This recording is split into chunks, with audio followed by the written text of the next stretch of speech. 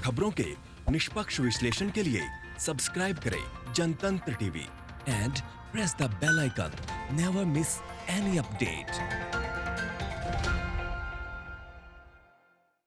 नमस्कार, जनतंत्र टीवी देख रहा मेरे साथ मैं हूं शंकर दत्त पंत। मुख्यमंत्री अशोक गहलोत क्या कह रहे हैं सुनिए सबसे पहले।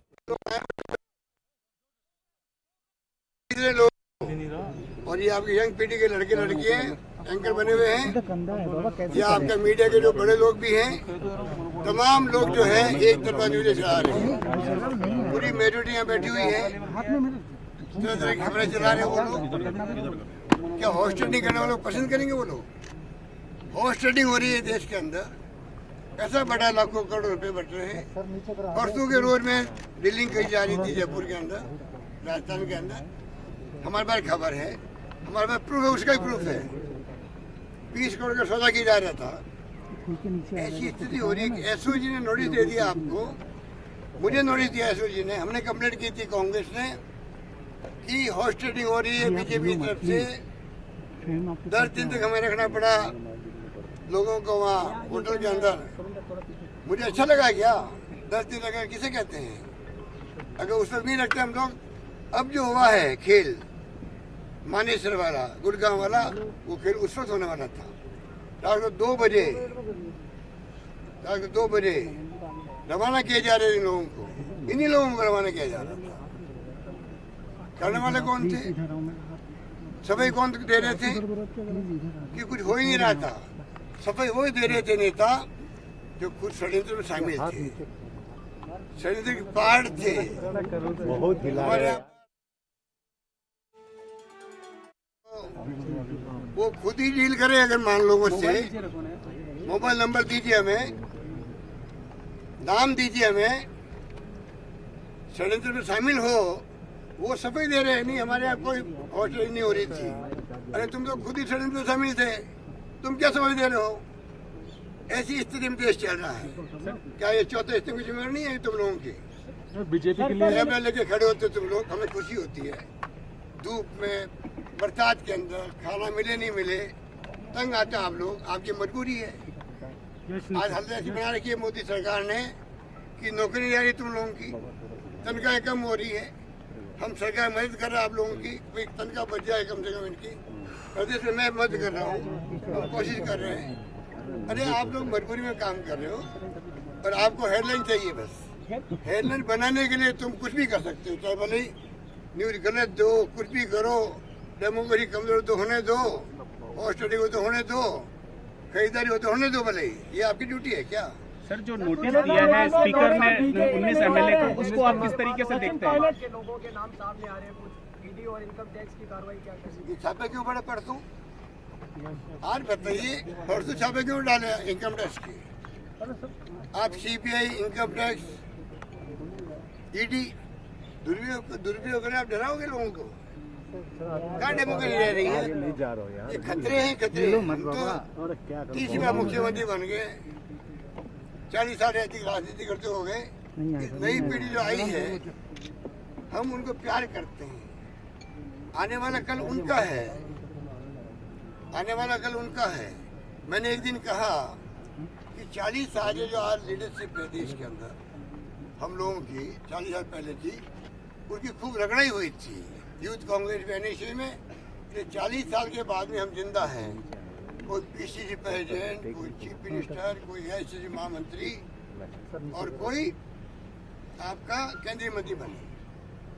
जिंदा 40 साल बाद रहे हम लोग। ये नई पीढ़ी जो आई है, जिसके बारे में हम कहते हैं हम उनको पसंद नहीं करते, बिल्कुल गलत है। राहुल गांधी पसंद करता है, सोनिया गांधी पसंद करती है, अशोक गहलोत पसंद करता है। गवाह है, हमारी जब मीटिंग होती है तो मैं लड़ी लड़ता हूँ यूथ के लिए, एनएसयू के लिए, यूथ कांग्रेस के लिए। आज आप बताइए, मैंने कहा इनकी रगड़े नहीं हुई थी, इसलिए तकलीफ होती है। ये समझ नहीं पा रहे, इनको केंद्रीय मंत्री बन गए, पीसीसी अध्यक्ष बन गए। अगर रगड़ी होती तो और अच्छा ढंग से काम करते थे। और मैंने ये भी कहा, आज हमसे अच्छा काम ये कर सकते हैं। हमारा जमाना तो था, कोई कम्युनिकेशन नहीं था।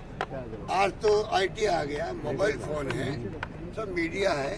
ये हमसे अच्छी परफॉर्मेंस कर सकते देश के लिए। देश का फ्यूचर इन पर डिपेंड करता है। ये खुद ही अगर अगर ये खुद ही हॉर्स ट्रेडिंग को पसंद करेंगे, हॉर्स ट्रेडिंग को प्रमोट करेंगे, हॉर्स ट्रेडिंग का हिस्सा बनेंगे ये नई पीढ़ी के लोग, तो देश को बर्बाद नहीं करेंगे क्या?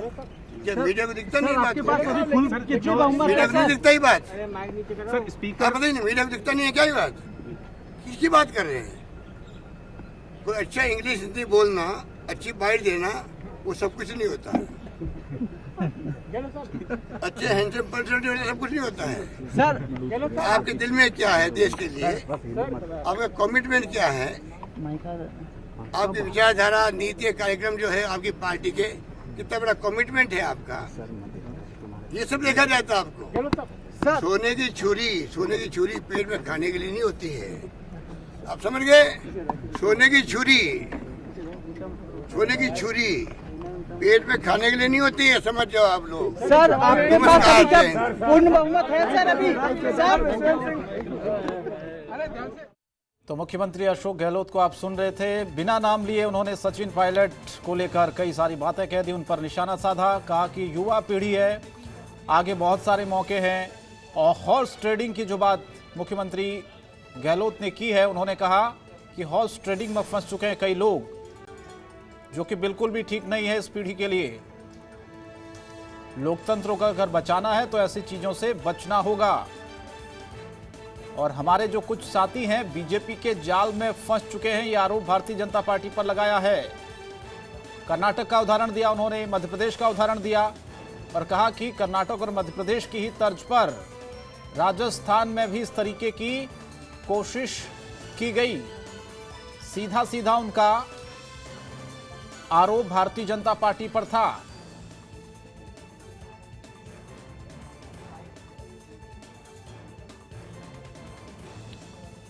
हालांकि जो विधायक शामिल नहीं हुए थे बैठक में, उन पर भी उन्होंने निशाना साधा, कहा कि जो शामिल नहीं हुए हैं वो पैसे लेकर बैठ गए हैं। लोकतंत्र को खत्म करने की साजिश हो रही है, ये आरोप लगाया मुख्यमंत्री अशोक गहलोत ने। हालांकि सचिन पायलट का नाम उन्होंने नहीं लिया, बहुत सारी बातें कह गए सीएम गहलोत। अरविंद हमारे साथ जुड़ रहे हैं इस खबर पर सीधे राजस्थान से। अरविंद, अब ये सियासी बयानबाजी तेज हो गई है, अशोक गहलोत खुलकर अब सामने आ गए हैं। हॉर्स ट्रेडिंग का आरोप तो भारतीय जनता पार्टी पर लगा रहे हैं, लेकिन अभी मीडिया के सामने जो आए उन्होंने नाम तो नहीं लिया सचिन पायलट का, लेकिन बहुत सारी बातें कह गए वो। देखिए, अशोक गहलोत लगातार जो हॉर्स ट्रेडिंग का जो आरोप है वो यहाँ पर लगा रहे हैं और भारतीय जनता पार्टी पर ये आरोप लगाया है। कल भी उन्होंने आरोप लगाया, आज भी यही बात उन्होंने दोहराई है और ये कहा है कि लगातार जो हॉर्स ट्रेडिंग है वो यहाँ पर की जा रही है और बड़ी एक विचित्र स्थिति वो राजस्थान के अंदर इस वक्त हो रही है। उनका कहना है कि जो भारतीय जनता पार्टी है वो स्थिर सरकारों को अस्थिर करने का जो काम है वो लगातार कर रही है और इसी का एक नतीजा है कि मध्य प्रदेश हो चाहे कर्नाटक हो, गोवा, इन सभी जगह पर जो स्थिर सरकारें थी जहाँ पर मेजोरिटी भारतीय जनता पार्टी के पास नहीं थी, तो इस तरह का जो चीज है वो यहाँ पर की है। साथ ही जो सचिन पायलट है उनका नाम लिए बगैर उन्होंने कई तरह के जो आरोप हैं वो यहाँ पर भारतीय जनता पार्टी पर लगाए हैं और उनका यह भी कहना था कि सचिन पायलट को तो एक मोहरा बनाया जा रहा है। जिस तरह की उनकी जो बातें थी कि सचिन पायलट को एक मोहरा बनाया जा रहा है, बीजेपी के हाथों से वे जो काम है वो सभी कर रहे हैं। तो लगातार इस तरह के जो आरोप हैं मुख्यमंत्री अशोक गहलोत पहले भी लगा रहे थे और अब जिस तरह से स्थितियां काफी कुछ अलग हो चुकी है, क्योंकि पहले ये लग रहा था कि सचिन पायलट वापस कांग्रेस के खेमे के साथ आएंगे, लेकिन अब जो स्थितियां हो रही हैं उससे ऐसा लगता नहीं है कि सचिन पायलट अब कांग्रेस के साथ कभी जुड़ेंगे। तो ऐसी स्थिति में कहीं न बिना नाम लिए कहीं ना कहीं ये कहा जा रहा है, कि जो भारतीय जनता पार्टी है हॉर्स ट्रेडिंग कर रही है और जिस तरह से लगातार भारतीय जनता पार्टी की ओर से बैठकों का दौर लगातार चल रहा है, तो उस पर भी उन्होंने निशाना साधा है। उनका कहना है कि जो सरकार गिराने का जो काम है वो करते हुए लगातार ये प्रयास किया जा रहा है किसी भी तरह से वो कामयाब हो जाएं अपनी चालों में। तो अब ये देखना होगा बहरहाल कि सचिन पायलट का क्या होता है, क्योंकि दोनों ही जो पार्टीज हैं वेट एंड वॉच की स्थिति में है कि सचिन पायलट की जो नेक्स्ट स्टेप वो लेंगे, उसके बाद में ये होगा कि आखिर क्या उन्होंने कदम उठाया और उस कदम पर यहाँ पर जो क्या प्रतिक्रिया है वो दोनों पार्टीज की ओर से होंगी, क्या रणनीति जो आगे की है वो यहाँ पर बनेंगी, वो चीजें सभी देखने वाले। अरविंद, मैं लौट रहा हूँ आपके पास, अपने दर्शकों को अभी सुना देते हैं जो अभी अभी जुड़े हैं हमारे साथ। मुख्यमंत्री अशोक गहलोत ने क्या कहा है, सुनिए जरा। हमारे कुछ साथी बीजेपी के ट्रैप में फंस करके अति महत्वाकांक्षी बन करके हॉर्स ट्रेडिंग करना राजनीति में लड़ाई होती है विचारधारा की, नीतियों की कार्यक्रम की समझ में आता है। पार्टी में आए जाए कोई व्यक्ति, एंटी डिफेक्शन बिल है, आप 2-3 बहुमत आप चले जाओ, कोई दिक्कत नहीं है।